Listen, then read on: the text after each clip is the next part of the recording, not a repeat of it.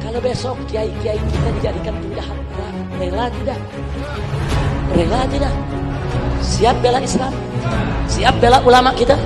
Siap bela kiai kita? Siap bela habaib kita? Takbir! Siap perang lawan PKI? Punya golok? Punya parang? Ntar pulang ke rumah asal, punya senjata asal dan segala sudah. Kalau besok PKI bangkit lagi untuk menghancurkan kita, wajib tiap muslim angkat senjata lawan mereka. Sudahlah, kobarkan api jihad.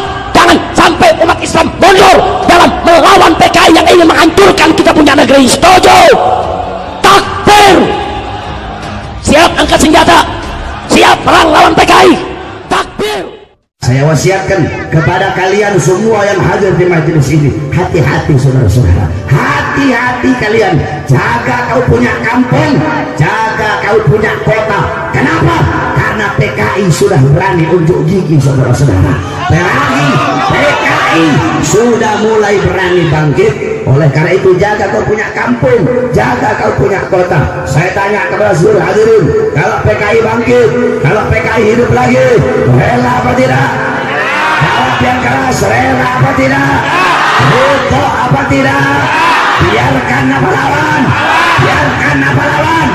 PKI sudah bangkit saudara-saudara, PKI sudah hidup.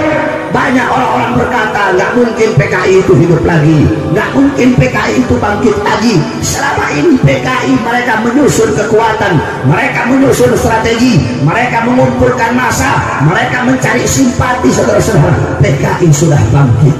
PKI, Partai Komunis Indonesia, yang tidak percaya adanya Tuhan, yang tidak percaya Allah, tidak punya iman, yang tidak beragama. PKI yang mengkhianati bangsa, yang mengkhianati merah putih, yang mengkhianati Pancasila, yang mengkhianati Indonesia, yang membunuh ribuan umat Islam, membunuh ratusan ribu para ulama, para habaib, para kiai, dibunuh dengan sadis, dibunuh seperti bunuh binatang saudara-saudara. Kejam bukan main mereka. Ada yang dicongkel matanya, ada yang dibakar hidup-hidup, ada yang disuruh gali kuburannya sendiri, kemudian dimasukkan ke kubur, kemudian ditusuk pakai bayonet.